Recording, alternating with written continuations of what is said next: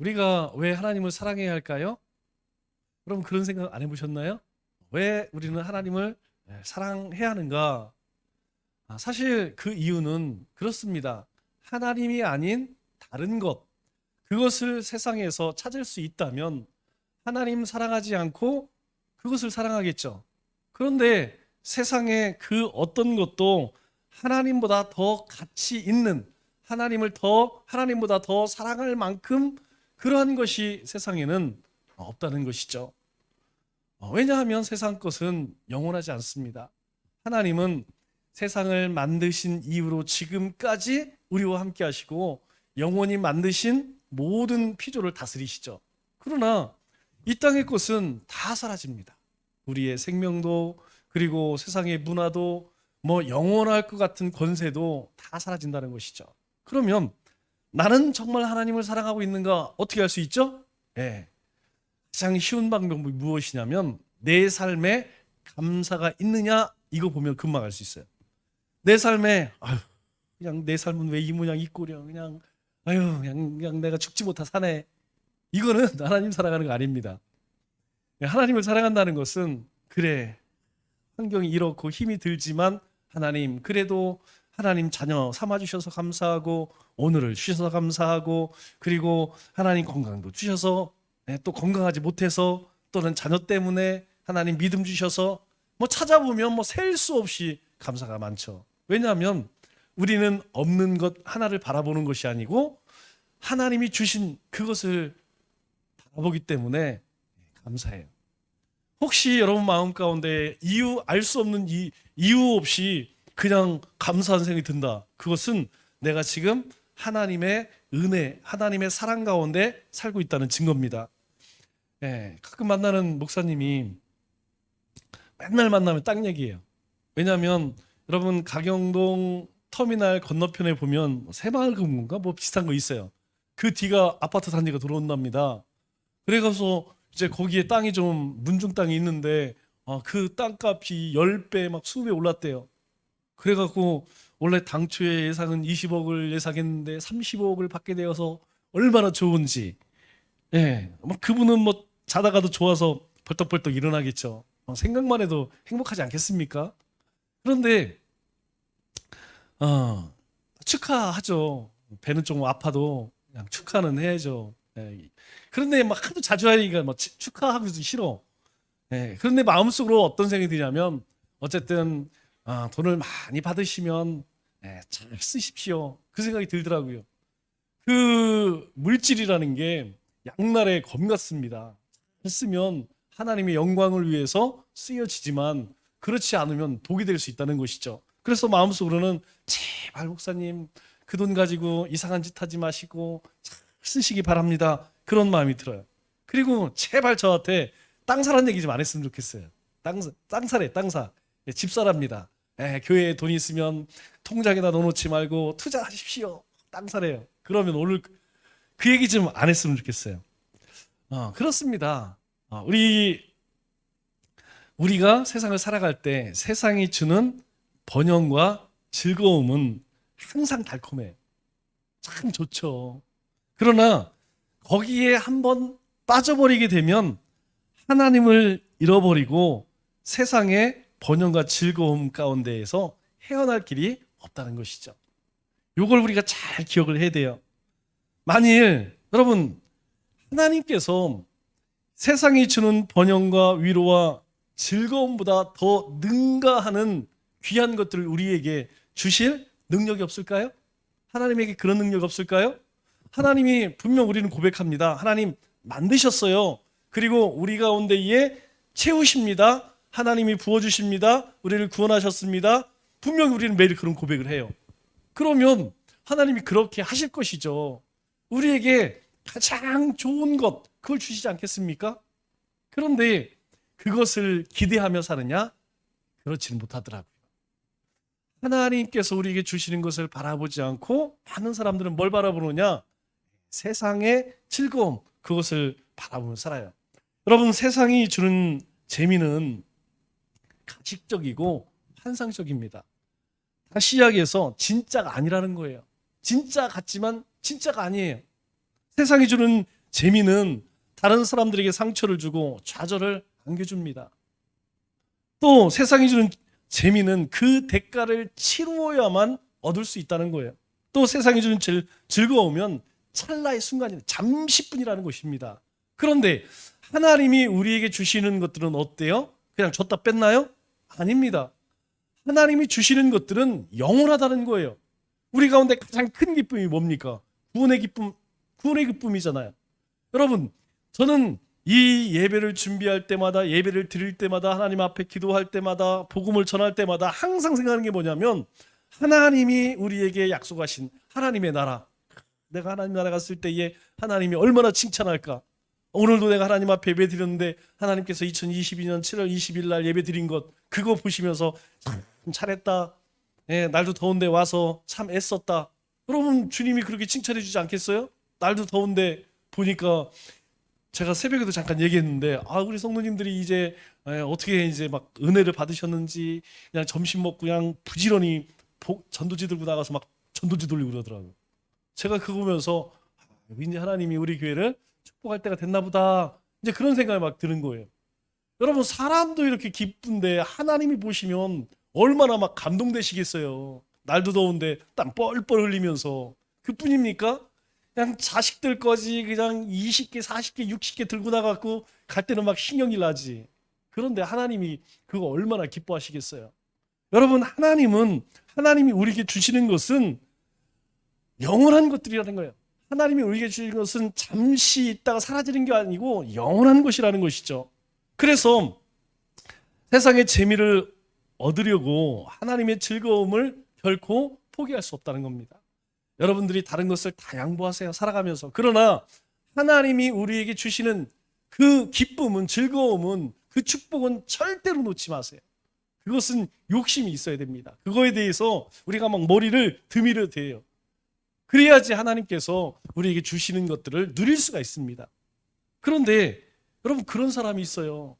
하나님이 주시는 기쁨과 행복과 즐거움을 포기하는 사람이 있습니다. 그게 누구냐면 바로 나오미 가족이었죠. 흉년 때문에 하나님을 떠났습니다. 그래서 모압 땅에 간지 10년 만에 잘 살아는 것이 아니고 남편 죽고 자식 죽고 재산 다 잃고 쫄딱 망하게 되었다는 것이죠. 그래서 결국 이 나오미는 베들레헴, 고향 베들레헴으로 돌아올 수밖에 없었다는 것이죠. 모압 땅에서 모든 것을 다 잃은 나오미는 다시 하나님의 땅, 약속의 땅, 그 축복의 땅으로 돌아가야만 했다는 것입니다. 여러분, 나오미가 스스로 결정했을까요? 아니에요. 여러분, 잘 생각해 보세요. 하나님께서 남편을 데리고 가시고 두 아들을 데려가시고 그 재물을 다 거두지 않으셨다면 여전히 남편도 살아있고 두 아들이 결혼해서 그냥 손자 낳고 잘 먹고 잘 살고 있다고 하면 돌아오겠습니까? 안 돌아오죠. 애굽 땅에서 아마 대대손손 살았겠죠. 그런데 그것들을 다 잃으니까 그때 비로소 하나님의 부르심이 들려졌다는 거. 6절에 이렇게 말씀을 합니다. 여호와께서 자기 백성을 돌아보사 그들에게 양식을 주셨다함을 듣고, 어디에게? 베들레헴 땅에. 하나님께서 그 약속의 땅, 그 이스라엘 가운데에 자기 백성을 돌아보사 그들에게 양식을 주셨다. 다시 풍년을 주셨다는 이야기입니다. 그 얘기를 들으니까 어때요? 고향 돌아가고 싶다. 내가 여기서 다 이뤘는데 이것은 곧 하나님의 부르심이다. 그런 마음이 들었던 것이죠. 그런데 마음에 걸리는 게 있어요. 무엇이냐면 두 며느리들입니다. 함께 돌아가다가 암만 생각해도 이건 할 짓이 아니죠. 그래서 며느리들에게 돌아가라. 그래서 오르바는 갔어요. 그런데 룻은 절대로 나는 못 가겠다. 나는 어머니를 두고서는 갈 수 없습니다. 고집을 피우는 거예요. 여러분, 이 룻이 내가 어머니와 함께 하겠습니다. 그 얘기는 뭐예요? 내가 이방인으로서 저 이스라엘 가운데 이스라엘 백성들이 사는 그곳에 가서 겪을 모든 천대 내가 다 받겠다는 것이죠. 내가 다 감수하겠다는 거예요. 내가 어떠한 조롱을 받고 멸시를 당해도 내가 다 감당하겠다는 것입니다. 여러분, 이 룻이 뭐 구원을 알겠어요? 아니에요. 그냥 아무것도 남지 않은 그 시어머니가 너무 불쌍해 보이는 거죠. 안 그렇겠습니까? 남편 죽고 두 아들 죽고 무슨 소망이 있겠어요. 그렇게 혼자 돌아가서 어떻게 살아가겠습니까? 그것이 안 돼서 뭐 하나님 구원 이런 거 몰라요. 그럼에도 불구하고 그 착한 마음을 가지고 함께 가겠다는 것이죠. 그런데 하나님께서는요, 그것을 귀히 여기시고 이후에 이 룻 가운데에 엄청난 축복, 상상할 수 없는 축복, 어쩌면 모든 여인 가운데서 가장 큰 축복을 받게 되는 것이죠. 여러분, 어떻게 해서 이런 축복을 받았을까요? 여러분, 이유가 없습니다. 여러분, 룻이 시어머니에게 잘한 것 외에 그가 하나님을 위해서 뭘 했어요? 예배를 드렸습니까? 예물을 드렸습니까? 뭐 헌물을 했습니까? 봉사를 했어요? 희생을 했습니까? 아무것도 없습니다. 그럼에도 불구하고 축복을 받았다는 것은 그것이 하나님의 은혜였다는 거예요. 여러분, 오늘 우리의 삶이 이 자리에 나와서 내가 대단한 사람 같지만 사실 그거 아닙니다. 우리가 하나님 은혜 입었기 때문에 오늘도 이 더운 날씨에 박수를 치면서, 저 항상 박수 치면 찬양하면서 제 뒤에 여러분들이 박수 치는 모습을 상상합니다. 참, 도대체 이분들은 전생에 무슨 죄를 져갖고 저런 고생을 하나? 아니에요. 고생 아닙니다. 여러분, 그게 축복이라는 거예요. 하나님이 주신 은혜라는 거예요.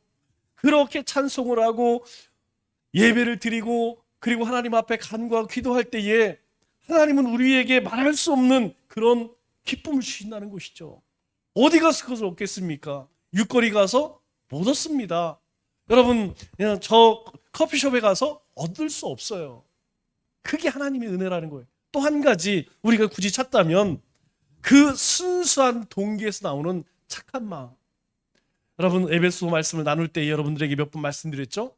빛의 열매가 무엇이냐? 우리는 빛된 자녀 이렇게 이야기합니다. 왜? 빛이 누구의? 하나님이시잖아요. 하나님의 자녀. 그 빛된 자녀의 삶에는 착함과 의로움과 진실함 이렇게 이야기해요.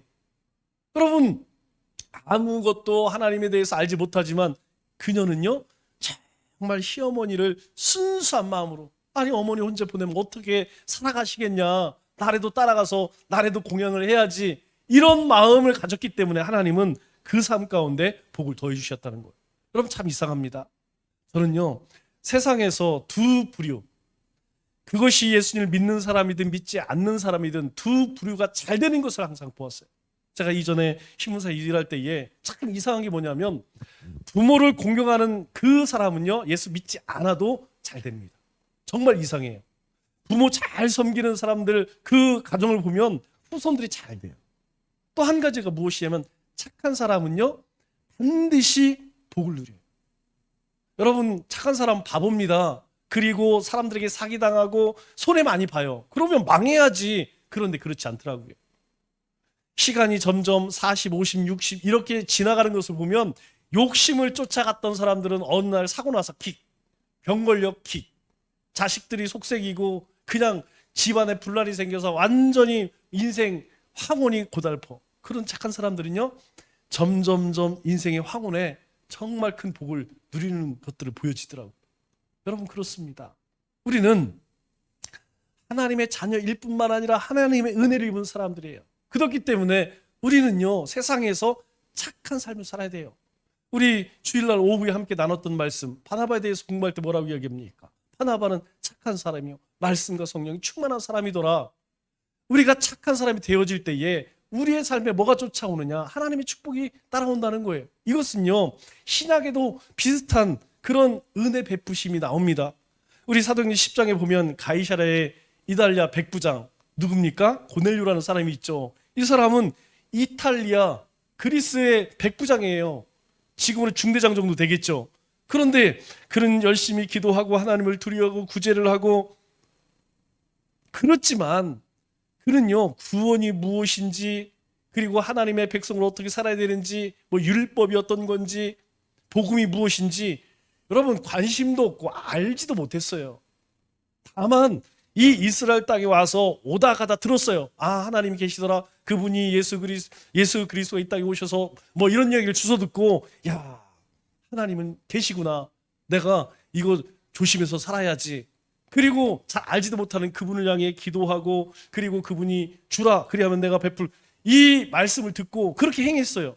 그랬더니 하나님께서 그 순수한 마음을 보시고 그 집 가운데에 뭘 보내세요? 하나님의 사자를 보내세요.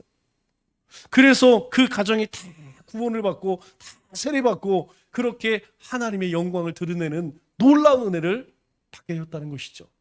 여러분, 만일 그가 마음이 삐딱해갖고 아유 하나님이 어디 있어, 뭐 착한 일 한다고 구제한다고 해서 여러분 그런 마음을 여러분 사실은 그것이 보통 사람들의 생각이에요. 그런데 이 고넬료는 그러지 않았다는 것이죠. 하나님을 두려워하고, 하나님을 두려웠다는 말은 바꾸어서 하나님을 경외했다는 것입니다. 하나님은 세상을 만드신 분이고 그리고 이 땅의 주관자시야. 그리고 그분은 분명히 언젠가 심판하실 거야. 그러니까 두려운 마음으로 경외하며, 그가 하나님의 말씀대로 모든 선지자 강령이 무엇입니까? 뭐긴 뭐예요? 베푸는 겁니다. 주라. 그래서 그냥 했더니 하나님께서 그 가정 가운데 구원이 임하게 하셨다는 것이죠. 룻의 경우도 비슷합니다. 오랫동안 여러분 모압 땅에서 익숙했던 종교의 신념이 있지 않겠어요? 여러분 적어도 20세 전후가 돼 있겠죠. 그런데 그가 나면서부터 비나이다 이거 하지 않았겠습니까? 그런데 그것을 버려야 함에도 불구하고 신앙을 바꾼다는 건 쉽지 않습니다. 여러분, 만일 여러분들에게 오늘부터 우리는 기독교를 버리고 불교로 갑니다, 나미아미 타합을, 여러분 이거 절대 안 되죠. 우리가 다른 종교 가진 사람들이 기독교로 이렇게 개종하는 것이 결코 쉽지 않다는 거예요. 하나님의 역사가 아니면 불가능합니다.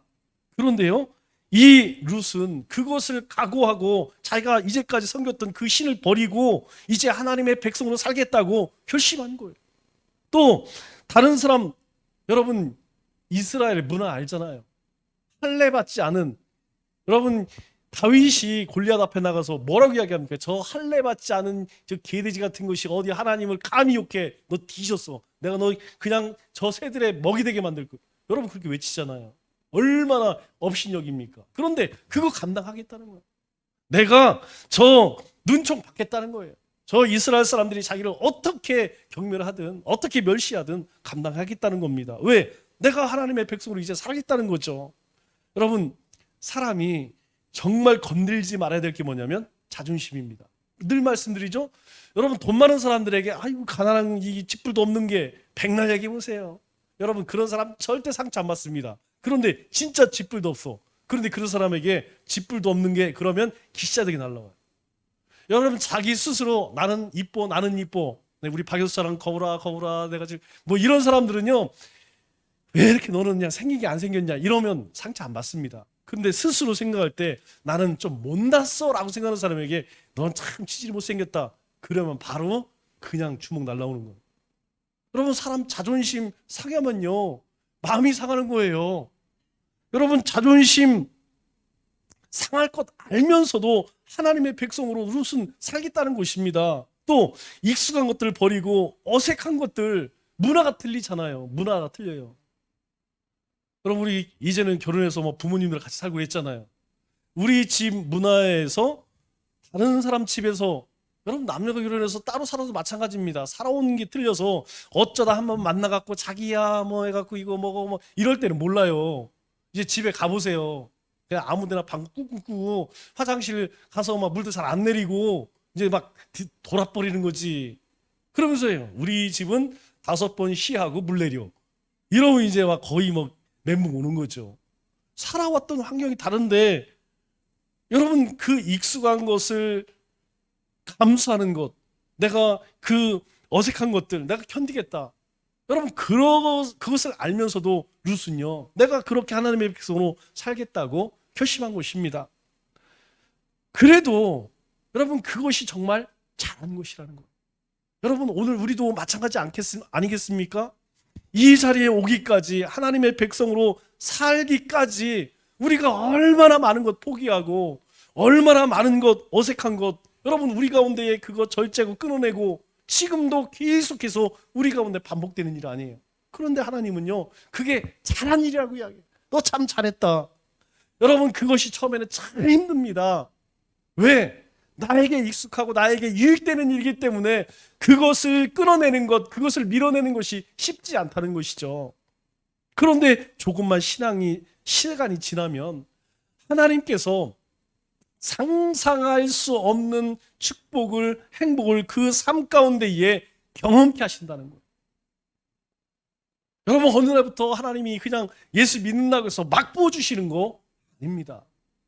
그 받을 복을 누릴 그릇이 되어지면, 내가 그 복을 담을 그릇이 되면 그때 하나님께서는 우리 가운데 부어주신다는 거예요. 하나님께서 그 준비가 되어진 그 룻에게 이제 은혜를 베푸실 시간들이 점점 다가가고 있어요. 나오미는 룻의 간절한 부탁, 이 어머니와 함께 해달라는 부탁을 거절할 수가 없었습니다. 아니, 뭐 거절한다고 될 것 같지도 않죠.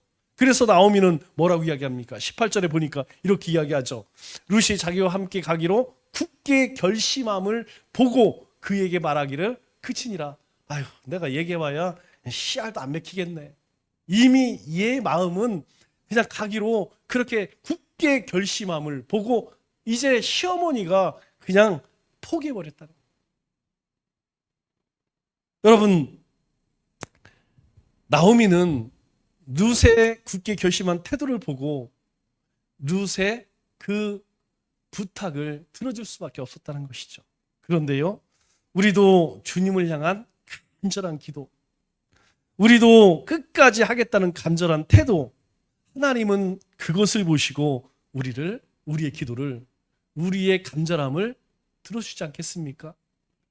여러분, 불의한 재판관 이야기를 보면 한 과부가 억울한 일을 당해서 재판관에 와서 나 억울한 일 당했습니다. 할아버지 보니까 저거 가진 것도 없어. 저거 뭐 도와줘봐야 뭔가 들어오는 것도 없어. 유익될 것도 없어. 그냥 귀찮기만 해. 그래서 모른 척했어요.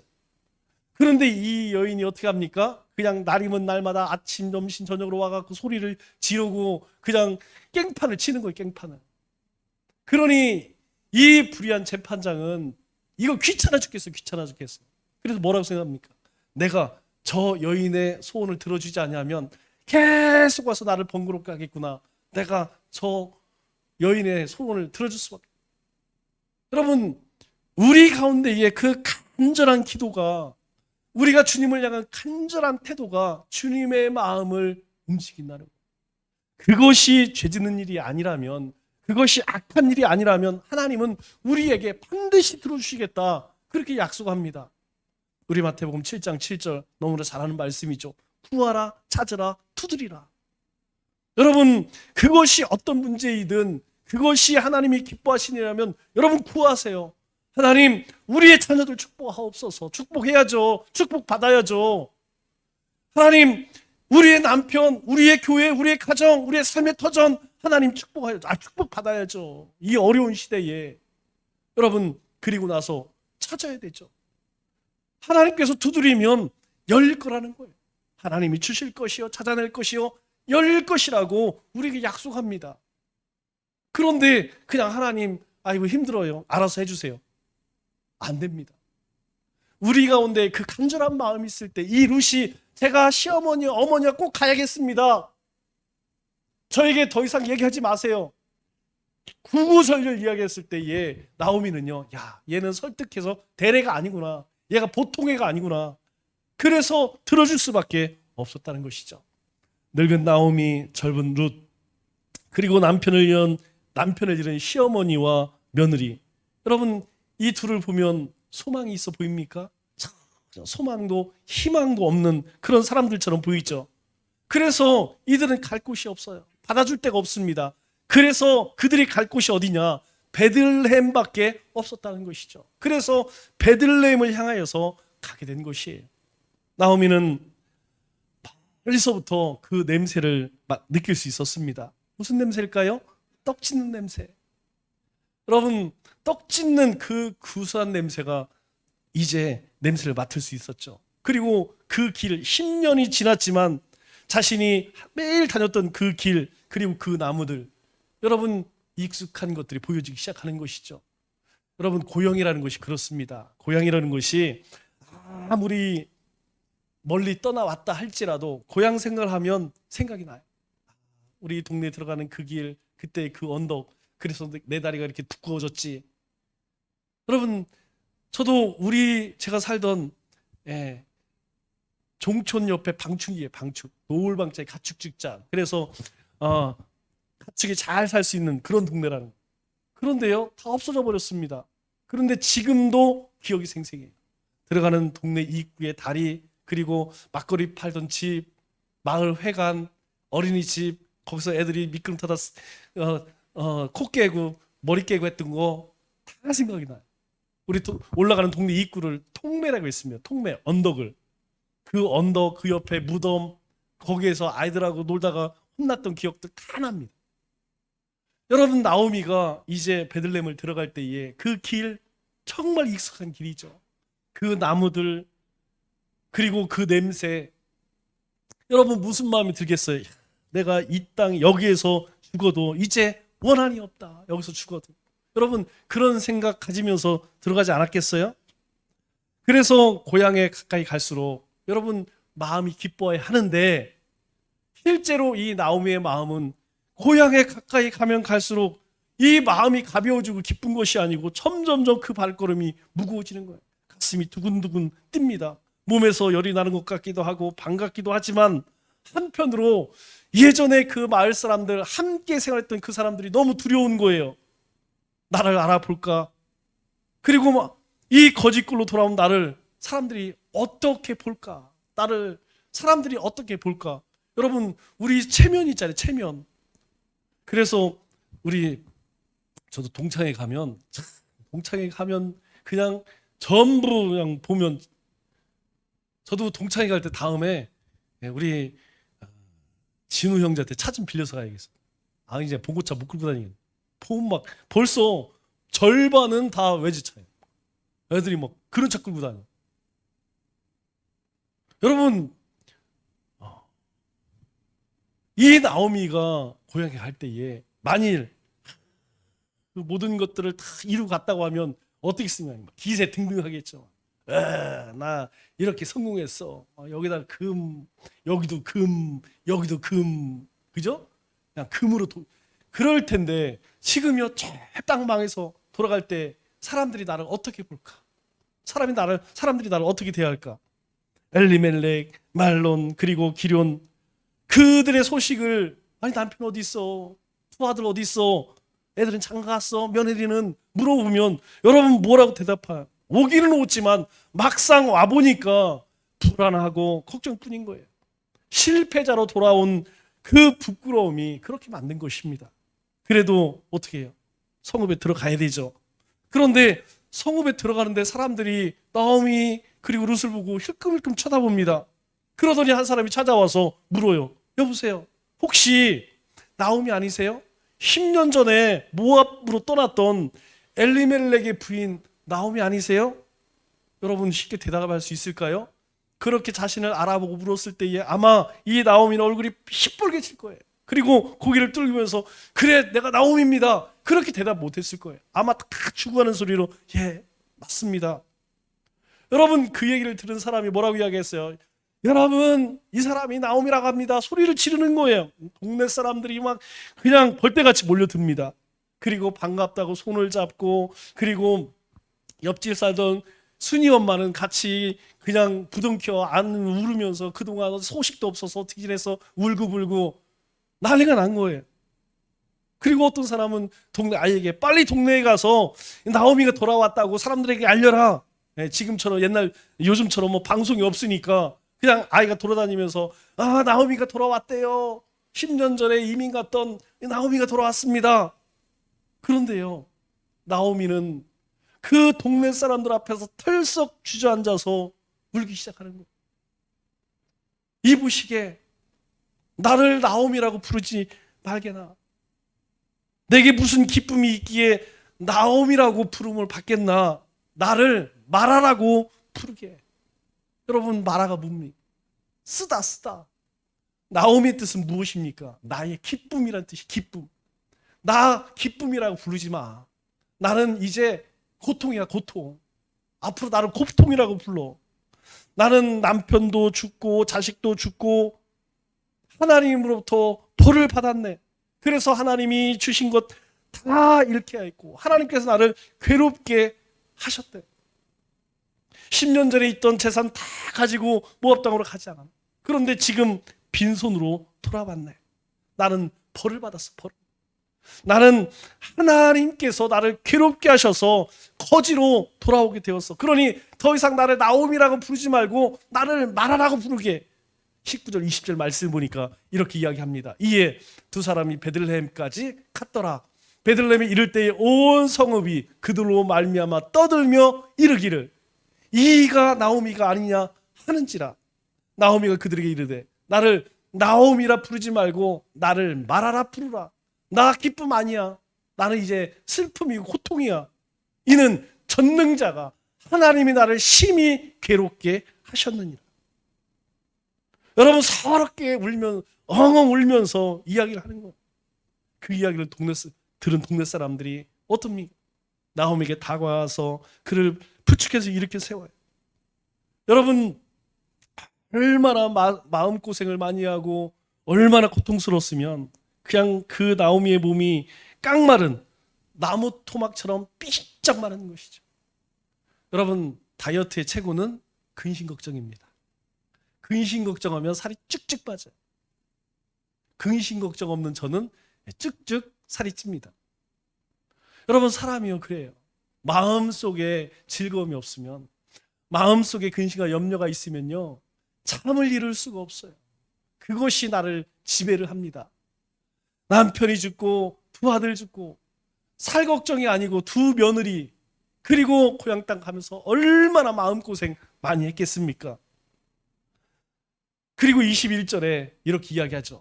내가 풍족하게 나갔더니 여호와께서 내게 비어 돌아오게 하셨느니라. 여호와께서 나를 징벌하셨고 젖는 자가 나를 괴롭게 하셨거늘 너희가 어찌 나를 나옴이라 부르느냐. 지금 뭐라고 이야기합니까? 재산을 빼앗겼기 때문에 하나님이 자신을 괴롭혔다는 거예요. 남편을 빼앗겼기 때문에 하나님께서 자신을 괴롭힌 거랍니다. 자식 둘 다 죽었기에 하나님께서 괴롭게 하신 하나님이다 이렇게 이야기해요. 그렇습니까? 아니에요. 모두를 빼앗겼기 때문에 괴롭히시는 하나님이 아니라 오히려 모든 것을 빼앗으셨기 때문에 좋으신 하나님이라는 것입니다. 보이는 것을 가지고 축복을 노래서는 안 된다는 거예요. 만일 그가 애굽 땅에서 여전히 남편이 있고 자식이 있고 그 부요함이 있었다면 그가 하나님을 기억했을까요? 그가 하나님을 찬송하고 하나님을 예배할 수 있었을까요? 그럴 수 없었다는 것입니다. 그것을 다 빼앗겼기 때문에 약속의 땅으로 돌아간 것이고 하나님을 기억하게 되었다는 것이죠. 진짜 축복이 무엇인지 우리는 생각해 봐야 합니다. 빼앗음이 복이라는 것 여러분 우리는 알고 있어요. 여러분 우리 가운데에 하나님이 주신 것, 제가 볼 때에 우리가 가진 것을 잃어서 신앙을 회복하는 사람들은 많이 보았지만 하나님이 더해 주셔서 신앙이 좋아진 사람은 제가 별로 못 봤습니다. 대부분은 거의 99%는 하나님이 거두어 가신 것으로 그 신앙이, 믿음이, 삶이 회복되었어요. 그런데요 하나님께서 물질의 복을 주시고 건강의 복을 주시고 은사의 복을 더해 주시니까 그거 가지고 뭐 하느냐? 타락하더라고요. 하나님을 더 멀리 하더라고요. 나옴이라고는 이름 지금까지는 세상 것으로 즐거워했습니다. 그의 이름처럼 그 기쁨이라는 것이 그냥 세상 것 누리는 것, 세상 사람처럼 살아가는 것, 그것으로 만족함을 얻었어요. 그런데요 하나님께서 이제 세상 것이 아닌 하나님이 주시는 것, 영적인 것 때문에 그 이름을 빛나게 하신다는 거예요. 이것이 진정한 축복이라는 것입니다. 오늘 우리의 삶도 마찬가지. 세상 것으로 만족함을 얻는 것이 아니라, 그것으로 기쁨을 얻는 것이 아니라 하나님이 나에게 주시는 것, 내가 예배를 드리고 기도를 하고 하나님의 말씀을 필사할 때 하나님이 나에게 주신 그 감동, 그것이 변하지 않는 영원한 기쁨, 그것이 우리를 살리는 생명이라는 것입니다. 말씀을 맺겠습니다. 우리 모두는 나오미가 아니라 사실 마라와 같은 인생이었죠. 그러나 하나님은 우리를 불쌍히 여겨주셔서 마라와 같은 우리 인생에 하나님의 은혜를 덧입혀 주셨습니다. 그래서 이제 거룩한 하나님의 자녀가 되는 복된 인생이 되게 하셨어요. 남은 3일도 하나님이 베푸시는 은혜 안에서 기뻐하고 즐거워하며 참된 행복을 누리시는 우리 믿음의 건속들 되시기를 주님의 이름으로 축원합니다.